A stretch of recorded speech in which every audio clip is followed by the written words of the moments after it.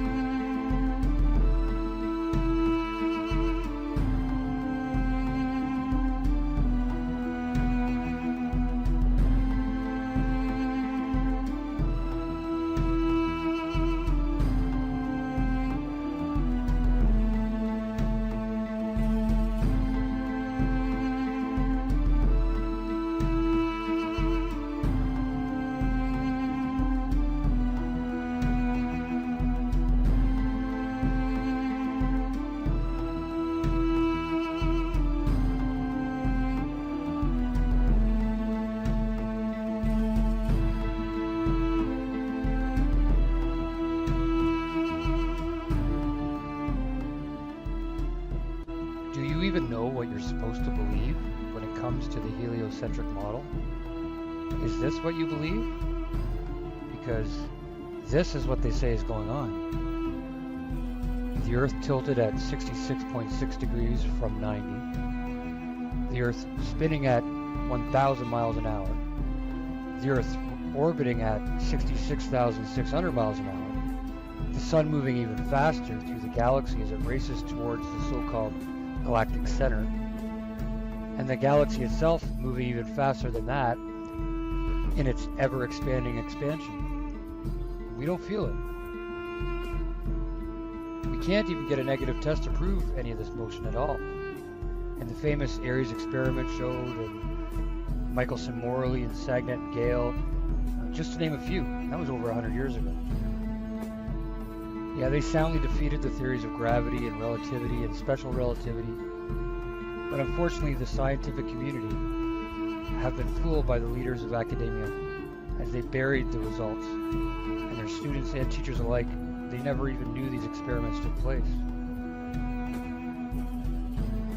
When scrutinized, all this movement just doesn't make sense. Remember that we always see the constellations in the same place, in the same order, the same height in the sky every single night. There is absolutely no stellar parallax whatsoever showing that we just don't move. So do you feel it? Can you feel any of that incredible speed and motion? You know, gas floats up, butterflies float around. When we view things from a zetetic observation point, we find out that we're not moving. The real scientific tests also show that we're not moving. The Bible tells us that we're not moving. Common sense tells us that we're not moving. Astrophysicists and space agencies have tried to con the world into believing their very satanic heliocentric lie. And they have done rather well up until now. But the cat's out of the bag, and this lie cannot continue forever.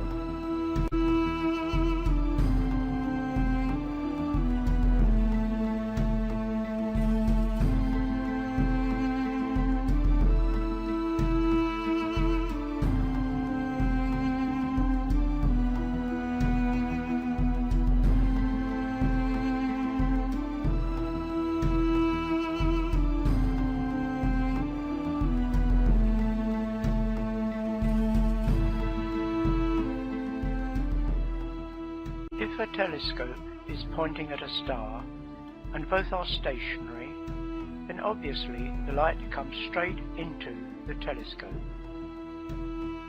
In 1729, Bradley found that he had to tip his telescope forward very slightly to get a star in the centre of his telescope. It was assumed that this was due to the motion of the Earth around the Sun. Let us assume that the telescope was moving at 5 miles an hour and had to be tipped 5 degrees. This 5-degree tipping, however, could equally be caused by the ether moving at 5 miles an hour, carrying the stars around the Earth. As we see here, the light would be coming in at the same angle, and the telescope would still have to be tipped 5 degrees. So tipping the telescope does not tell us whether it is the starlight moving or the telescope moving. However, there is a simple experiment that can determine whether it was the Earth that was moving or the ether and starlight. All that you had to do was record the tipping required for any particular star, then fill the telescope with water, which greatly slows down the speed of light in the telescope. So here is the moving telescope filled with water, tipped at 5 degrees, and you can see that the starlight does not now reach the eyepiece at the bottom.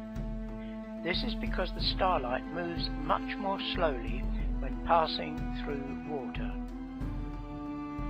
However, if the telescope is tipped further, say 10 degrees, then the starlight will then be visible again in the eyepiece. It has to be tipped further because the light is now slower when in the telescope.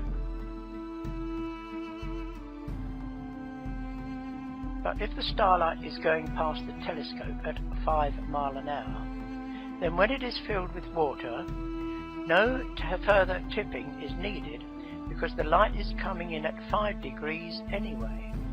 The starlight stays on the same path but is only travelling slower in the water.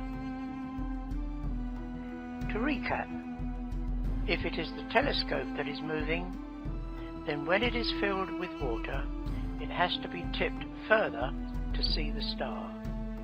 If the telescope is stationary and the starlight drifting past us, then it does not have to be tipped further. In 1871, George Biddle Airy, the Astronomer Royal, performed this experiment. This is a copy from his original report. You can see that the two readings are virtually identical. The result of Airy's experiment, known as Airy's failure, was that the telescope does not have to be tipped further.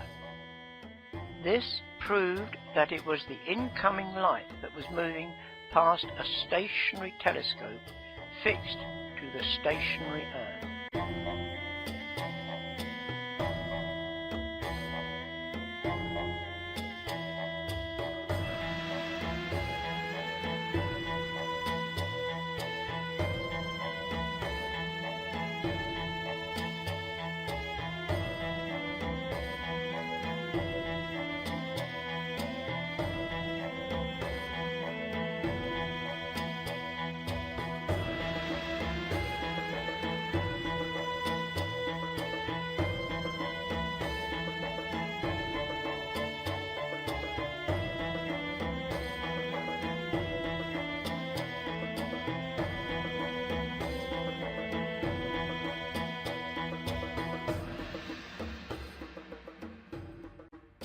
Handful of experiments in physics that completely transformed physics. At many people's top of the list would have to be the Michelson-Morley experiment. In the 19th century, physicists thought that since sound waves travel through air, light waves must travel through some sort of medium as well. They called this theoretical medium ether. The famous luminiferous ether. this magical medium that was hypothesized to be what light required to move through the vacuum of space, just the way sound requires air to move from one place to another. How else could waves of light move through the vacuum of space unless there was some medium there, some hypothetical medium? Let's call it the ether. Ether, they theorized, is an invisible nothingness that permeates the universe. Its only physical property is that it allows light to propagate through it. But once precise measurements of the speed of light became possible, testing the predicted effects of ether on the speed of light became possible as well. The Earth orbits the Sun at about 66,500 miles per hour. If light travels through ether, they reason, then as the Earth moves through the ether, the speed of light should be different going with the ether than perpendicular to it. In an attempt to show the effects of ether on the speed of light, Albert Michelson and Edward Morley conducted an experiment in 1887 at what is now Case Western Reserve University. Michelson was an expert in optical experiments, and he thought that he could devise an experiment where one would be able to see the slight difference in the speed of light measured on the Earth if you measured it along the direction of the motion of the Earth and at right angles to it. There should be a slight difference. Compared to the speed of light, Earth is not moving that fast. So if you're going to check the difference in the speed of light measured with the movement of the Earth compared with transverse to it, you need a level of precision that no one had before. The Michelson interferometer was just such an apparatus. Michelson and Morley devised an apparatus that would detect minute differences in speed between two beams of light. Light from one source is split into two directions through a half-silvered mirror. These beams are bounced between other mirrors and then recombined back into a single beam.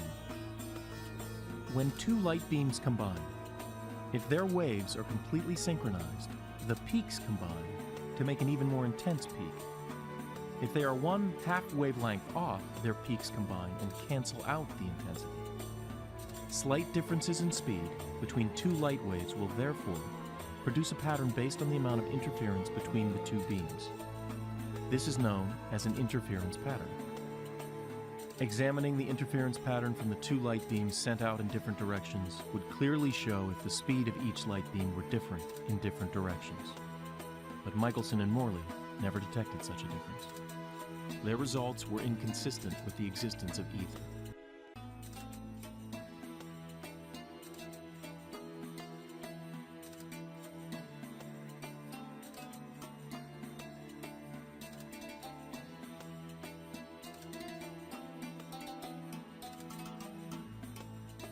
The scientific world didn't know what to make of it. The famous scientists in Europe, all Lord Rayleigh and Lord Kelvin and Lord Thomson, were saying, hey, come on, you must have done something wrong here. There has to be an ether. And the whole thing didn't get resolved until many, many years later when Einstein came along. Einstein's theory of special relativity proposed that the speed of light is always the same, regardless of the speed of the light source.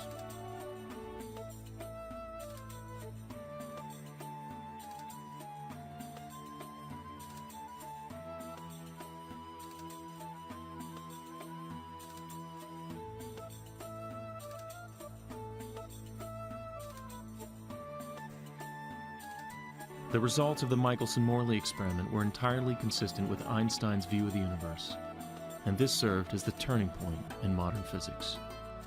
The Michelson-Morley experiment was an experimental advance in technology that transformed science. Not only physics, but science.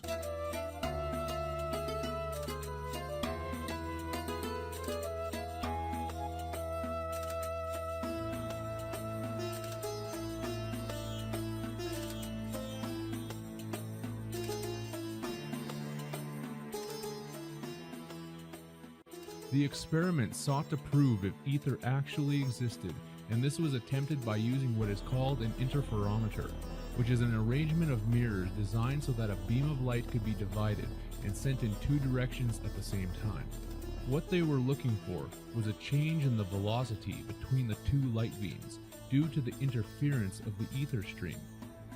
The result of their experiment was that the velocity remained unchanged regardless of the direction that the beams of light were sent. In other words, the result was negative. With this result, observing scientists told themselves that they had two choices: get rid of the ether entirely and all previous theories based upon it that dealt with electromagnetism, electricity, and light, or keep the ether and abandon the theory that the Earth is in motion. Essentially, if the ether existed to them, the experiment told them that the velocity of the Earth through the ether was exactly 0.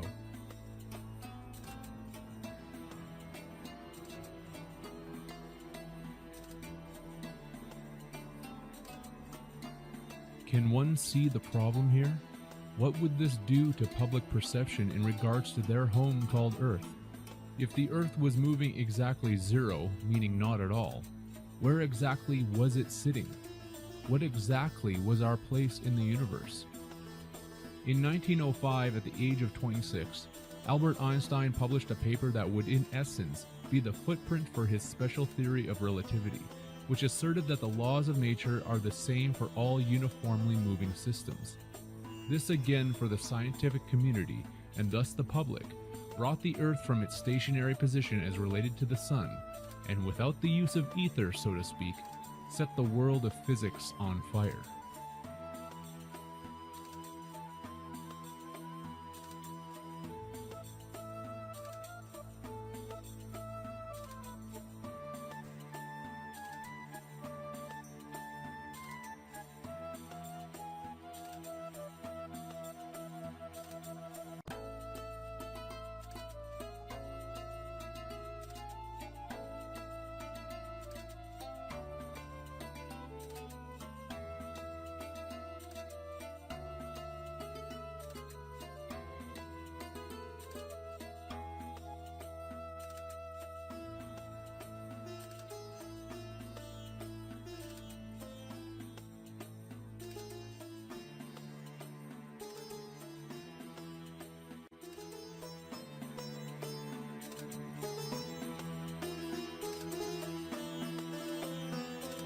What did this mean for all of us? A great deal if one is able to squelch through all of the tedious semantics and get to the true meaning of what this theory is actually stating. By accepting relativity as it stands, along with time dilation and all of its other relativistic properties, the world is accepting that there is no such thing as simultaneity, or what could be called the now. That's right, there is no such thing as now, which means that this science also gets rid of paradox and moves itself entirely into the realm of contradiction. To say that there is no now that is independent of a system of reference means that all conceptualization of a divine source goes straight into the trash bin.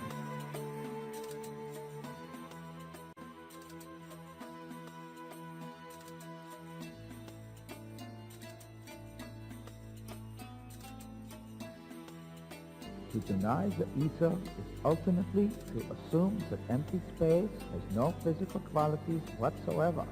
The fundamental facts of mechanics do not harmonize with this view.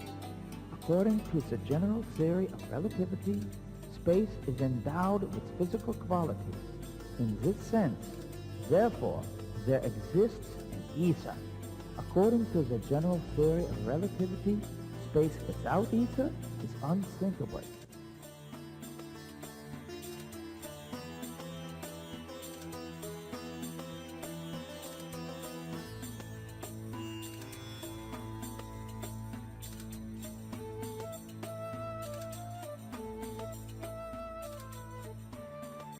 So, let's imagine a beam of light being reflected between two mirrors.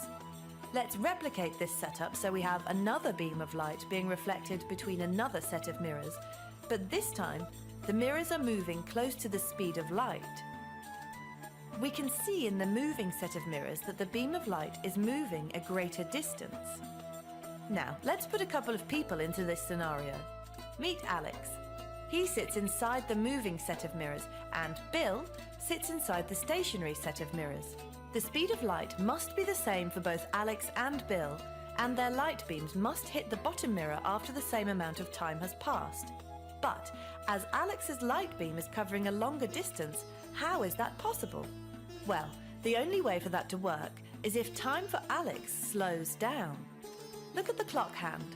Notice how Alex's clock hand is moving much more slowly compared to Bill's. Time for Alex has slowed, which allows his light beam to travel a greater distance. Look at it this way. Speed equals distance divided by time. As Alex's distance is more, the value of his time must be more.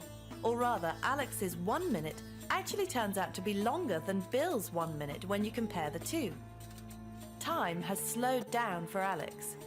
This is called time dilation. This is quite a hard concept to grasp because it seems to go against what we experience on a practical level. But to understand the theory of relativity, you must stop thinking of time as a fixed unit for everyone. Time is relative.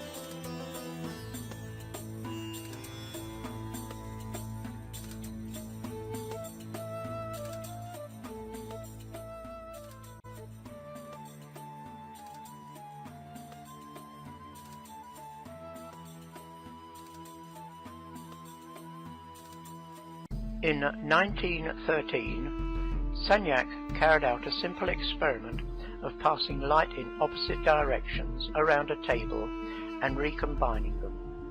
This produced interference fringes. He then rotated the whole table at 2 revolutions per second and found that the fringes changed. This result has very significant implications in science. It works as follows. A beam of light leaves the light source at the bottom left-hand corner and is split into 2 different beams, which we have coloured red and blue just to distinguish them. They travel around the circuit in opposite directions until they eventually reach the splitter, which also recombines them. There, they then go on to the photographic plate, where they have interference fringes. In this simplified version, we see that the beam is split into 2, the red and the blue again, and they go round the circuit and are recombined at the splitter and recombining prism, so that they again produce the fringes on the photographic plate. Now let us rotate the table. Before we do so, there is the very important subject of the effect of the ether. The Michelson-Morley experiment failed to detect the 30 kilometers per second motion of the Earth through the ether. So as to overcome this problem, Einstein simply abolished the ether in his relativity theory. The very significant result of the Sagnac experiment was that it proved that the ether existed. Let us see how it did this. It is a fundamental feature of relativity that it claims that as there is no ether, light travels away from a source at the same speed relative to the source, whether the source is moving or not. Thus, whether the table is turning or not, the fringe patterns should stay the same. But if the ether exists, once the light has left the source, the speed of the light is controlled by the ether independent of the speed of the table, mirrors, etc., as we see here. So let us see what happens when we rotate the table. Here, the light is split and the red and blue lights go in opposite directions. But notice that the left-hand mirror has moved around in such a direction that the distance the red light has to travel is further. Now in relativity, the same time should be taken because the splitter is also moving and the distance between them is the same. But now imagine that the ether exists and the speed of the light is controlled by the stationary ether. Imagine the ether like a thick treacle that limits how fast the light can travel, independent of the motion of the light source, the splitter, or the mirrors. The result is that the red light takes longer to reach the left-hand mirror. Similarly, the right-hand mirror is coming towards the blue light, so it reaches the mirror quicker. After they change ends, the red light again takes longer to reach the recombiner, whilst the blue light gets there quicker again. So they reach the photographic plate with a delay between them, and this changes the fringe pattern. In fact, Sagnac, using the speed of the rotation of the table, calculated how much the fringes should change, and found that they did change by just that amount. The crucial feature of this experiment is that it demonstrates that the ether does exist, which demolishes relativity. How does the scientific establishment deal with this result? By muddying the waters with scientific gobbledygook. Wikipedia says, in the above discussion, the rotation mentioned is a rotation with respect to an inertial reference frame. Since this experiment does not involve a relativistic velocity, the same wording is valid both in the context of classical electrodynamics and special relativity. How on earth can it be valid in both theories? It clearly proves that the ether exists because the speed of the light is controlled by the ether, independent of the rotating table and mirrors. This experiment is never taught to university science students.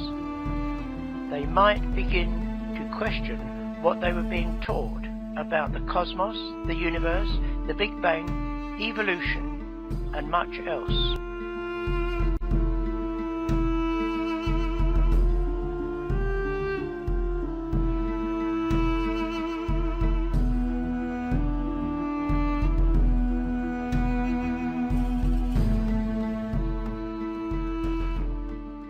There is no such thing as absolute motion or absolute rest. Objects move relative to each other. For example, look at the truck with two kids playing catch. The truck is moving at a constant speed of 50 miles per hour, but as the kids are also moving with it at 50 miles per hour, they could easily think that they are standing still. When the children throw the ball at 10 miles per hour, they observe that the ball they have thrown is moving at 10 miles per hour. But their little brother, who is not on the truck and is standing still, has observed that the ball has moved at 60 miles per hour. He has added both the speed of the truck and the speed of the ball together. But is the little brother really standing still? No. The Earth is constantly in motion, the Sun is constantly in motion, and the galaxy is constantly in motion. Therefore, nothing is ever at absolute rest or absolute motion. Things just move relative to each other.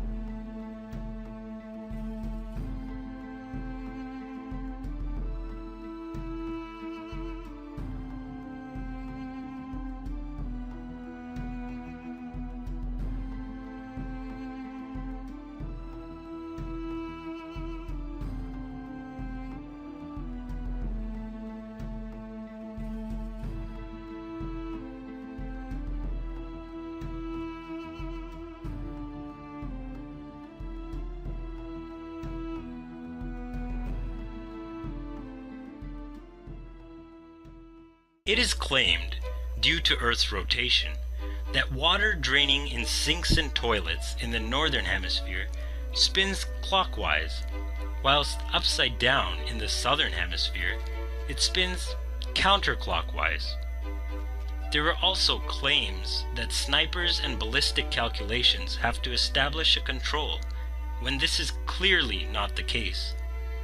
Just as with Foucault's pendulum, while they blatantly claim it rotates with Earth's alleged spin, in reality spins in either direction without discrimination, neither do sinks nor toilets drain consistently as claimed by the so-called Coriolis effect, with many sinks having been found to drain both ways, simply depending on the shape of the basin and the angle of the water's entry, not from the alleged rotation of the Earth.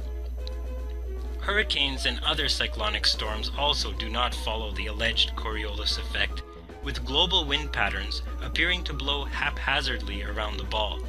But when looking at the wind patterns on the azimuthal equidistant map projection, the weather patterns are found to consistently spin counterclockwise around the flat Earth, paralleling the rotation of the Sun, Moon, and planets against the stellar mobile above. The only ready explanation for this link between these two seemingly unrelated phenomena is in the ancient philosophical concept that the universe is manifest within an ocean of ether, and everything is interconnected.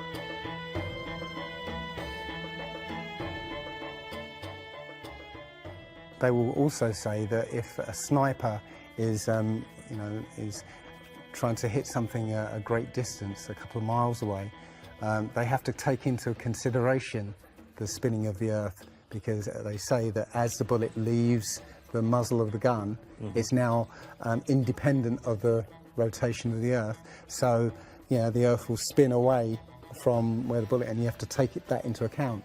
They say that about artillery shells as well. That it's not true. If that was true, a sniper would have to spend ages and ages calculating how to make that shot, and they don't. They literally take into consideration the wind and the elevation, and they don't take the Coriolis effect into consideration at all. Also, planes. If that works for bullets, if bullets, as soon as they leave the Earth, they're now independent of the spin, then why doesn't it work for planes?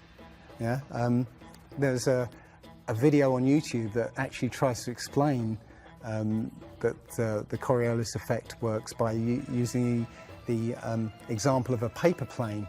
You have to throw it. If you throw it north, the Earth will spin and the plane will land sort of east. But if you take the idea of a real plane, a plane would have to aim north to go east in that case, but that's not what happens. And if that was the case as well, planes would have to land on runways that are moving, and that would be impossible. But how is it that you can take a flight from London to New York and it will take exactly the same time as a flight from New York to London? One's with the spin of the planet and the other one's against it. So it doesn't make sense. They'll say that the whole atmosphere is moving, with the planet, but that doesn't make sense either, because the atmosphere, say it's that thick, the top layer of the atmosphere will be moving slow, and as further you get in, will be moving faster. So how, if everything is moving like that, how do you get a light breeze that blows against the spin of the planet? How do you get a breeze that goes from north to south? It just doesn't make sense.